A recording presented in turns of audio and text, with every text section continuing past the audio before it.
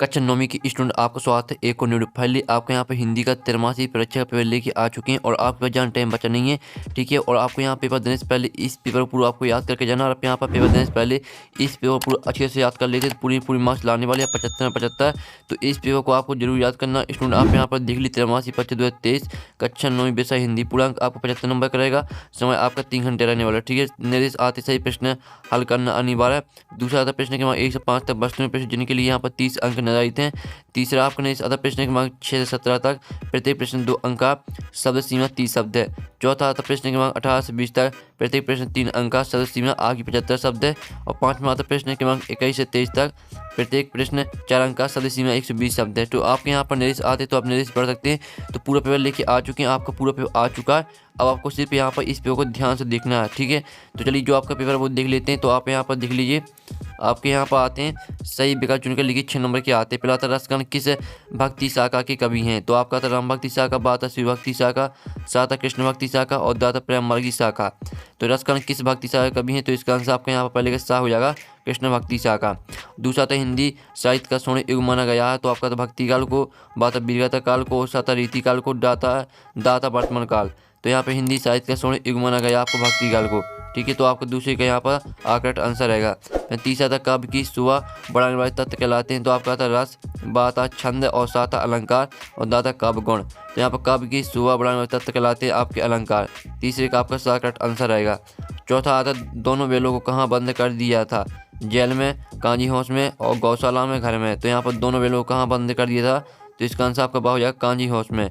पांचवा आता नानी के पति शादी के तुरंत बाद उन्हें छोड़कर ब्रेस्टरी पाने चले गए थे। तो इसका आंसर आपका दा हो जाएगा बिलायत। छह आता किस समास में दोनों पद प्रदान होते हैं? तो इसका आंसर आपका सा रहेगा द्वंद्व। ठीक है, द्वंद्व समास में जो पद होते हैं वो दोनों प्रदान होते हैं। तो इस तरह से आपके 6 नंबर के जो सही विकल्प है वो कंप्लीट हो जाते हैं। आपने अच्छे से याद भी कर ली होंगी। ठीक है, आपको यहाँ पर अच्छी तरह देखना और सही सुनना, जिससे आपको पूरे ऑब्जेक्ट यहीं पर रट लेने हैं। ठीक है, क्योंकि आपको यहाँ पर दोहरा पढ़ने का टाइम नहीं मिल पाएगा। अब चलिए आपके आते रेगिस्तानी पूर्ति कीजिए। तो पहला आता डोंट नोट काम पर जा रहे हैं। तो इसमें आ जाएगा बच्चे। ठीक है, बच्चे काम पर जा रहे हैं। दूसरा आता कैदी और कोयल दोनों ही गुलाम देश की वासी हैं। तो दूसरे में आपका यहाँ पर गुलाम हो जाएगा। तीसरा आता रस को काव्य की दोनों बताया गया। तो यहाँ पर रस को काव्य की आत्मा। ठीक है, तीसरे में आपका आत्मा हो जाएगा। और चौथा रेगिस्तान आता है। तो चौथा रेगिस्तान आप यहाँ पर देख लीजिए। अब चलिए आपके यहाँ पांचवा रेगिस्तान देख लेते हैं। तो पांचवा रेगिस्तान आता है गधे का एक छोटा भाई भी है, उसका नाम डॉट है, बैल कुत्ता। तो इसमें आपका आ जाएगा बैल। छठवां आता बेशब्दांश जो शब्द बनाते समय आरंभ में लगते हैं कहलाते हैं। तो इसमें आपका जाएगा उस उपसर्ग। ठीक है, इस तरह से आपके यहाँ पर 6 नंबर के आपके रेगिस्तान वो कंप्लीट हो जाते हैं। अब आपके यहाँ आती है 6 नंबर की सही जुड़ी जो कॉलम आओ बा में दी गई। पहले आती है दुर्लभ, तो इसे आपको कठिनता से प्राप्त इससे मैच कर देनी है। और दूसरी कबीरदास, इसको आपको साखियाँ एवं सवय से मैच करनी है। तीसरे सम्माननीय, तो इसे आपको आदर योग्य से मैच करनी है। चौथी आती मृतिका, तो इसे मैच करना आपको मिट्टी से। और 2 बैलों की कथा, तो इसके आपके यहाँ पर हो जाएगा मुंशी प्रेमचंद। और जहरीला हो जाएगा आपका सांप। ठीक है, जहरीला आपका यहाँ पर सांप हो जाएगा। तो इस तरह से आपके यहाँ पर जो सही 6 नंबर वो कंप्लीट हो जाती हैं। अब आपके आते हैं इस बाक मुतदीस 6 नंबर के आते हैं। पहला ज्ञान की तुलना किससे की गई है? तो यहाँ पर ज्ञान की तुलना हाथी से की गई है। ठीक है, पहले का आंसर रहेगा आपका यहाँ पर देख लीजिए, ज्ञान की तुलना हाथी से की गई है। ये आपका पहले का आंसर रहेगा। फिर आपका दूसरा था भारत के अंतरिक्ष केंद्र का नाम क्या है? तो आप यहाँ पर देख लीजिए, भारतीय राष्ट्रीय अंतरिक्ष अनुसंधान समिति, इनको एस्पारे आपका रहेगा दूसरे का आंसर। फिर आपका तीसरा था बंशीधर को किसकी नौकरी मिल गई थी?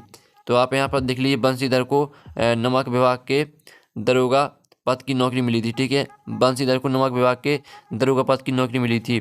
फिर आपके यहाँ पर आता है हिंदी वर्णमाला में स्वरों की संख्या कितनी है? तो जो आपकी स्वरों की संख्या वो है आपकी 11 स्वर। ठीक है, तो 11 स्वर आपको हो जाएगा चौथी का आंसर। फिर पाँचवा आपका यहाँ पर आता है झूरी के। ठीक है, झूरी के बेलों के नाम लिखिए। तो आपके जो यहाँ पर झूरी के बेलों के नाम हो जाएंगे आपकी हीरा और मोती। ये आपका 5वें का आंसर रहेगा। फिर आपका 6वां आता रीढ़ की हड्डी एकांकी किस समस्या पर आधारित है? तो यहाँ पर जो रीढ़ की हड्डी है वो यहाँ पर दहेज समस्या पर आधारित है। तो आपको 6वें का आंसर है दहेज समस्या पर। तो इस तरह से आपके यहाँ पर हो जाते हैं 100 मोहत्तर कंप्लीट। पहले आप यहाँ पर देख लीजिए, ज्ञान की तुलना हाथी से की गई है। भारत के अंतरिक्ष केंद्र का नाम भारतीय राष्ट्रीय अंतरिक्ष अनुसंधान, ठीक है, समिति, इनको एस्पार। और बंशीधर को किसकी नौकरी मिल गई थी? तो यहाँ बंशीधर को नमक विभाग के दरोगा पद की नौकरी मिली थी। हिंदी वर्णमाला में स्वरों की संख्या आपकी 11। ठीक है, 11। और झूरी की बेलों के नाम आपकी हो जाएंगी हीरा और मोती। और रीढ़ की हड्डी एक अंक की, ठीक है, दहेज समस्या पर आधारित है। इस तरह से आपके हो जाते हैं 107 वाक्य मतलब कंप्लीट। अब आते हैं सत्य असत्य का चयन करके लिखिए। आपके 6 नंबर के आते हैं। पहला तो कबीर एक समाज सुधारक थे, तो ये आपके यहाँ पर रहने वाला सत्य। फिर दूसरा आता रामचरितमानस एक महाकाव्य, ये आपके यहाँ पर असत्य हो जाएगा, तो आप यहाँ पर ध्यान से देखिए। फिर आपके यहाँ पर तीसरा छंदों को पढ़ने का प्रवाह लयगति कहलाता है, ये आपके यहाँ पर असत्य रहने वाला है। फिर आपका आता जूरी बैलों को देखकर गदगद हो गया, ये आपके यहाँ पर रहेगा सत्य। और फिर आज 5 मतलब विचार विनिमय के माध्यम में भाषा कहते, तो ये भी आपके यहाँ पर सत्य रहेगा। और धोखे से सफलता पाना सम्मानजनक होता है, ये आपका यहाँ पर हो जाएगा असत्य। तो इस तरह से आपके यहाँ पर हो जाते हैं सत्य असत्य कंप्लीट। जल्दी से इनके जो स्क्रीनशॉट है वो आप ले लीजिए। तो हमने पूरी आपके यहाँ पर ऑब्जेक्ट करा दिए, ठीक है। अब आपके यहाँ पर आते हैं प्रश्न 5, भक्ति काल को स्वर्ण युग क्यों कहा जाता है। आपको 2 नंबर क्वेश्चन रहेगा। अथवा था छायावाद की 2 प्रमुख विशेषताएं लिखिए। अब चलिए आपका प्रश्न 6 आता है, कबीरदास के शिल्प सौंदर्य की 2 विशेषताएं लिखिए। अथवा था स्वतंत्र पंथ के भाव सौंदर्य की 2 विशेषताएं लिखिए, ठीक है। आपके 2 नंबर के क्वेश्चन करा रहे हैं और इनके आंसर भी हम कराने वाले हैं। तो पहले तो आप यहाँ पर जो क्वेश्चन है इनकी स्क्रीनशॉट ले लीजिए, सभी क्वेश्चन देख लीजिए पहले, फिर आंसर करा देंगे। और प्रश्न 7 आता मानसरोवर से कवि का क्या है। अथवा था हथकड़ियों गहना क्यों कहा गया। आपके 2 नंबर के क्वेश्चन हो रहे हैं। फिर 8वां आता रूपक अलंकार की परिभाषा उदाहरण से लिखिए। अथवा था अनुप्रास अलंकार की परिभाषा उदाहरण से लिखिए। ये आपके यहाँ पर 2 नंबर के क्वेश्चन। आप चलिए आपका 9वां क्वेश्चन देख लेते हैं। तो पूरा पे आपको ध्यान से देखना। आपका यहाँ पर 9वां क्वेश्चन आता चौपाई छंद की परिभाषा उदाहरण लिखिए। अथवा तो दोहा छंद की परिभाषा उदाहरण लिखिए। फिर 10वां क्वेश्चन आता प्रेमचंद की 2 रचनाएं लिखती हुई उनकी भाषा शैली की विशेषताएं लिखिए। अथवा तो महादेव वर्मा की 2 रचनाएं लिखती हुई उनकी भाषा शैली की विशेषताएं लिखिए। सभी क्वेश्चन को आपको यहाँ पर अच्छे से याद करके जाना है। प्रश्न 11 आता छोटी बच्ची को बैलों के प्रति प्रेम क्यों उमड़ आया। अथवा था कांजी हौज में कैद पशुओं की हाजिरी क्यों ली जाती थी। फिर 12वां क्वेश्चन आता नाटक एक अंक के 2 अंतर लिखिए। अथवा था कहानी उपन्यास में 2 अंतर लिखिए। फिर 13वां क्वेश्चन आता नेपाल शब्द क्या लिखिए। अथवा था तत्सम शब्द क्या होता है उदाहरण सहित लिखिए।